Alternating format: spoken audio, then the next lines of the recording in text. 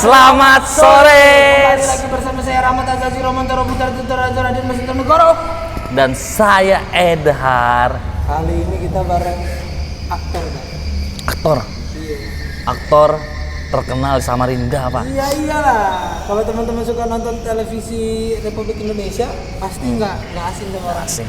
Beliau juga juri, Gurih, pelatih, pembina, seniman juga, seniman, tua juga. Beliau pemilik bumi. Pemilik bumi semuanya ini. ada di aku pokoknya. Nah, kita bertemu dengan Kak Buyung. Alhamdulillah baik-baik saja. Sehat ya? Sehat Sehat Bang alhamdulillah. ya. Beliau tetap berkarya walaupun dalam masa pandemi seperti ini. Kalau mau lihat karyanya bisa di Instagram tuh, di @buyungardiansyah. Enggak ada kabarnya. Apa sih namanya? @sangmalam Oh, iya. 603. Anu itu Facebook. Sang malam. @sangmalam. Nah, kalian bisa lihat karya-karyanya, banyak sekali baca puisi. Ya, saya senang melihat nonton karya puisi-puisi beliau, Pak. Ya. Sang malam. Saya followersnya. Iya. Nah, pasti beliau nggak tahu kan saya followersnya. Terlalu banyak followers sih. Siap. Sombong sedikit kenapa? Oh iya, kita lagi di Taman Budaya Provinsi Kaltim nih. Iya, Taman Budaya. Agak beda dari kemarin-kemarin, Pak ya. Iya.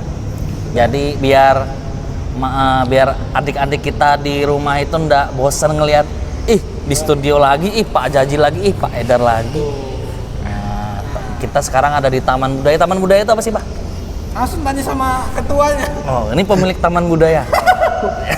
Taman Budaya kan miliknya pemerintah, Oh, bukan iya. saya bukan pemerintah. Berarti yang menguasai. Nah, kita tanya eksistensi dari Taman Budaya itu apa sih gitu. Iya, Pak. Menurut Kak Buyung.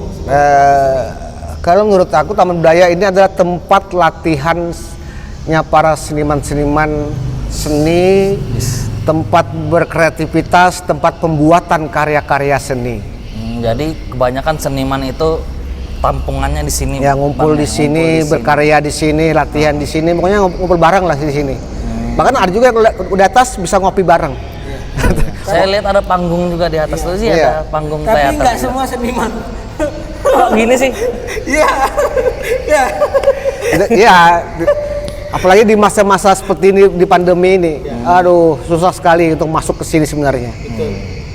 Harus melalui birokrasi ini dan birokrasi yang lain-lainnya. Tapi ya itulah keadaan kita di saat ini di Taman Budaya. Oh iya, masa pandemi gini terbatas pergerakan kita, Pak.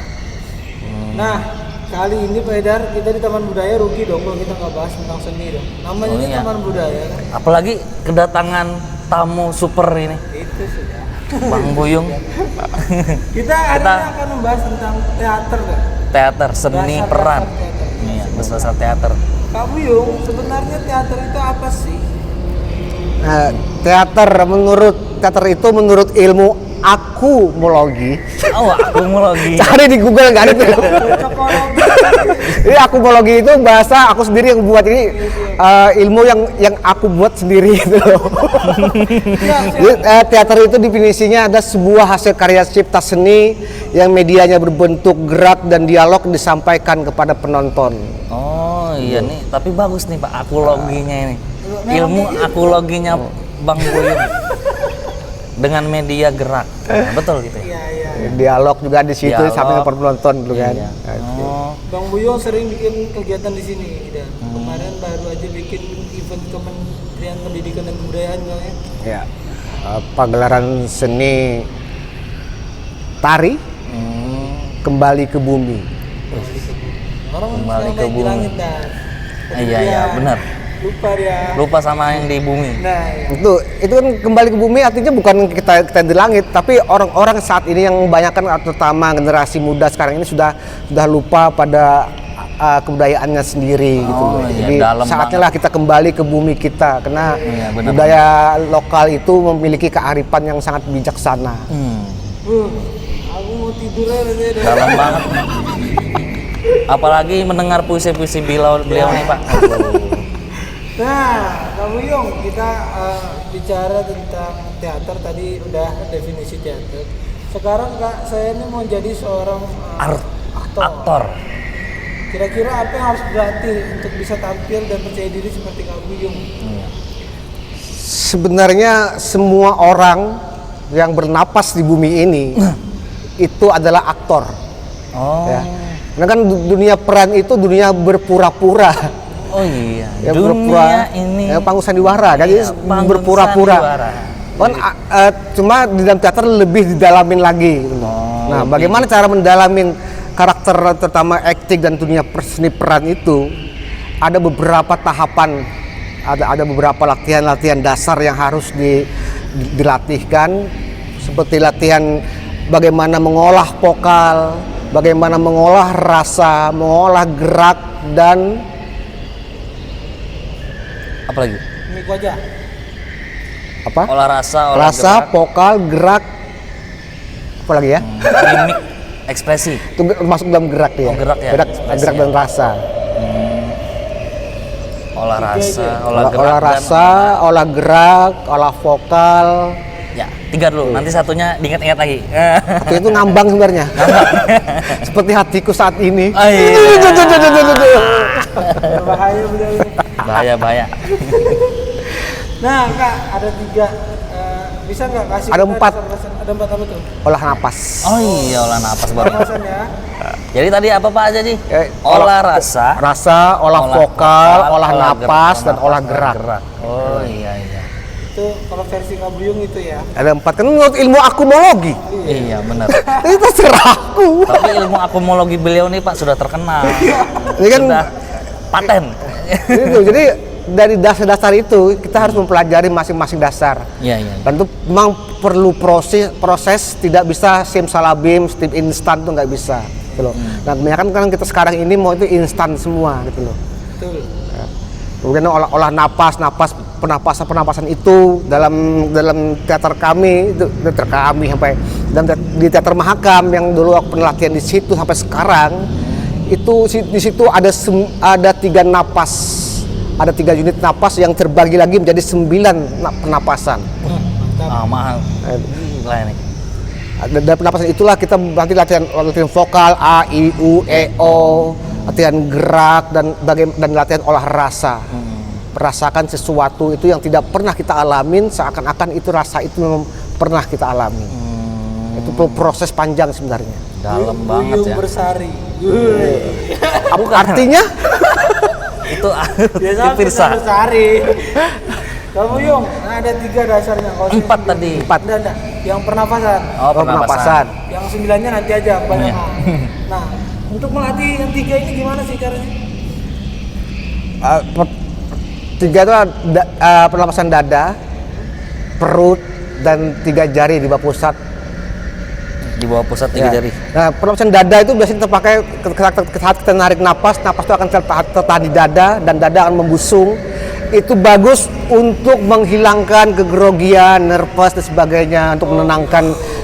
Oh iya. Saat kita bisa capek atau pusing atau gugup itu kan tarik napas tahan di dada, hembuskan melalui mulut. Lalu tarik melalui hidung, tahan di rongga dada dan hembuskan melalui mulut secara pelan. Insya Allah akan kembali normal. Dan kegrogian itu sedikit demi sedikit bisa hilang lah, nervous tadi. Ya, berarti pernapasan dada itu Ada. ini Pak. Tuh dada. Nah, kalau dada. pernapasan perut itu bagus untuk berolah vokal. Jadi kalau kita berdialog di panggung atau membaca puisi-puisi yang panjang, kalau kita gunakan napas dada tadi, itu otomatis tenggorokan akan cepat terasa gatal dan sering batuk-batuk. Tapi kalau kita pernapasan perut, itu suara yang ditimbulkan dari pernapasan perut itu lebih menggema, lebih memiliki artikulasi, intonasi dan gestikulasinya lebih enak didengar dan lebih bulat. Nah, kalau pernapasan 3 jari di bawah pusat itu condong pada olah rasa.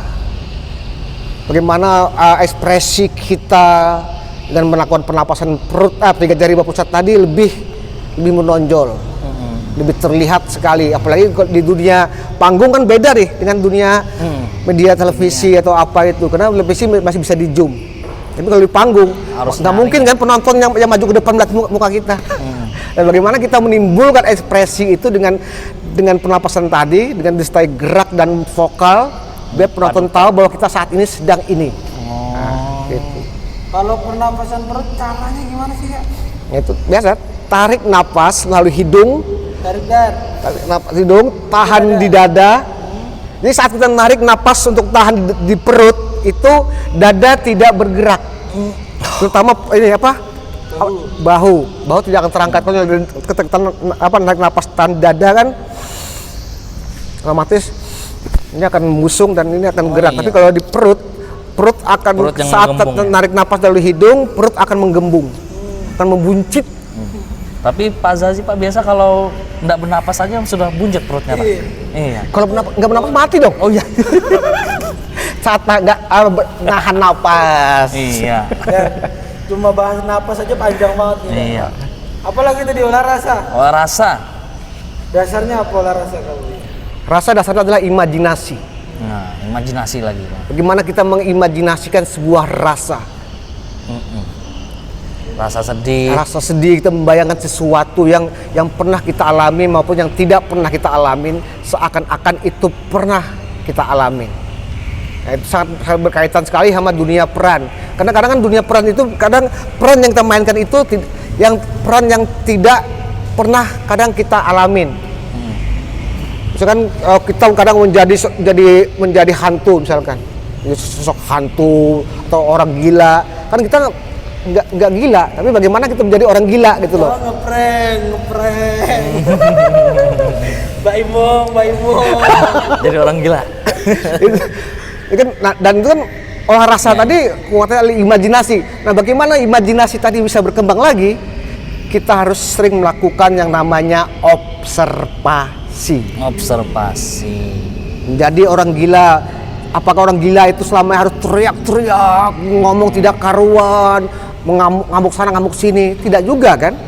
Kan ada orang gila yang cuma diem, melakukan apa saja dia sendirian, begaduh, berarti tidak peduli dengan orang-orang sekitarnya dan dunianya kan, dia asik dengan diri sendiri. Iya. Itu kan bermacam-macam karakter orang-orang gila itu. Nah, kalau mau tahu itu ya kita ke rumah sakit jiwa, lakukan itu, melihatin, begini, ini sakit gila karena ini gila karena ini gila karena ini, kan berbeda.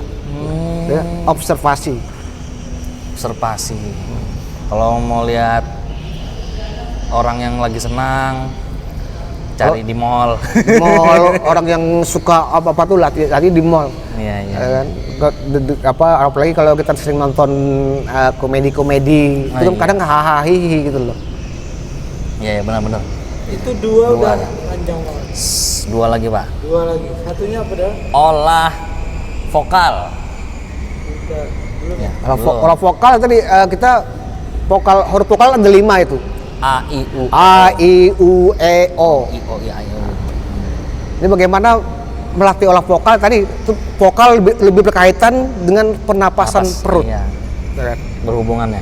Melatih olah vokal, biar artikulasi yang kita ucapkan, intonasi dan gestikulasinya biar lebih jelas dan enak didengar oleh penonton, oleh Kadang orang-orang. dilantangkan, kadang dikembangkan, diintonasikan, ditinggi rendah suara dengan. Jadi latihan vokal itu ya melalui proses juga cukup panjang sih. Kalau aslinya itu untuk latihan vokal A, I, U, E, O itu bisa lebih setahunan. Waduh. Lama. Tapi sekarang ini kita kan mau itu instan. Iya. Sebulan, kadang cuma 2-3 minggu selesai latihan vokal. Padahal proses panjang vokal itu mencari bentuk karakter vokal kita itu bagaimana gitu loh. Karena kan setiap manusia itu memiliki karakter vokal yang berbeda-beda. Ada yang suaranya serak, ada yang suaranya merdu, lembut, iya. ya kan? Sudah tadi olah. Ayo, masih ingat gak? Terakhir olah tubuh. Olah tubuh atau olah gerak. Olah tubuh atau olah gerak. Gimana tuh Bang? Cara melatihnya? Olah tubuh itu lebih condong pada bagaimana kita mengolah rasa dulu, mengolah napas dan mengolah vokal. Kalau 3 ini kita kuasain, gerak ini akan enak ngikutin. Gerak Ya. itu Karena kan ngikutin. Karena gerak yang sebenarnya yang natural itu bukan gerak yang dibuat-buat. Iya. Ini gerakan yang betul-betul didasarkan dari apa yang kita ucapkan, apa yang kita rasakan. itu akan muncul geraknya sendiri dengan sendirinya. Tinggal melakukan proyeksi saja, pembesaran gerak tadi untuk memperjelas sebuah gerak. Iya, iya, iya. Banyak ya bahasanya ya. Kadang kan terlihat itu kalau gerak yang dibuat-buat dengan gerak yang spontanitas yang berasal dari dalam. Iya, iya, iya. Gitu kan. Buat misalnya contoh, kita kaget melihat sesuatu, itu kan secara refleks, apa itu? Nah, itu gerak instan. Ayam. Itu kan otomatis. Tapi kalau kita buat-buat, apa itu? Lihat sekali kan kespontanitasannya itu gitu loh. Iya, iya, iya. Gerak yang dirasakan dengan gerak yang dibuat-buat akan beda. Mau mempengaruhi ekspresi juga, Iya. Bang ya. Apa itu? Udah bisa aku lah. Oke, kita udah ngomongin tentang dasar-dasar bermain teater kan? Ada 4, Pak. Ada 4. Nah, tadi pertama Tubuh, olah tubuh, penapasan, olah napas, gerak, dan vokal. Hah? Iya nggak? Vokal. Iya, vokal. Itu akuilogi ya? Apa? Akulogi. Akumologi. Akumologi dari Kak Buyung. Tipsnya kalau mau jadi Kak Buyung Iya. harus belajar itu. Bukan mau jadi Kak Buyung. Yang jadi aku cukup aku aja jadi sendiri-sendiri gitu loh. Jangan yang lain gitu loh. Kalau Kalau mau fans gimana sih? Tapi kan paling tidak jangan ngikutin tapi mencontoh untuk mencari karakternya sendiri gitu loh. Jangan mencontoh menciplak sendiri, artinya apa yang aku lakukan ya gitu juga yang aku lakukan, artinya tidak mempunyai karakter. Nah, betul. Gitu. Harus mencari, kita bisa mencontoh orang lain, menjadikan panutan orang lain, tapi kita juga harus memiliki karakter kita sendiri. Iya, benar. Jadi adik-adik mungkin di rumah bisa dicatat ya. Ada Iya. 4 tadi. 4 dasar tadi, olah rasa, olah gerak, olah tubuh, dan olah vokal. Minggu depan nanti kita akan langsung bagaimana cara melatihnya, mungkin praktiknya kali. Iya, prakteknya. Ini kita teorinya dulu. Teorinya Jadi, dulu. Kita akan belajar praktek. Mungkin Kak Buyung ada yang mau disampaikan? Terakhir untuk adik-adik kita di Budi Bakti, Bang. Oke, untuk adik-adik semua, terus mencoba, terus berlatih, dan jangan mudah menyerah. Karena sebuah karya itu perlu sebuah proses yang panjang dengan semangat yang kuat. Mantap. Jangan Pantun menyerah. dulu dong. Ini rajanya pantun. Oke, pantun dulu, Bang. Oke, ini ada pantun. Karena ini edisi penutup kan? Iya, Ya kan? betul. Nongkrong di tepian dengan kekasih. Cakep. Cukup sekian dan terima kasih. Iya. Oke, adik-adik selamat Oke, terima sore. kasih.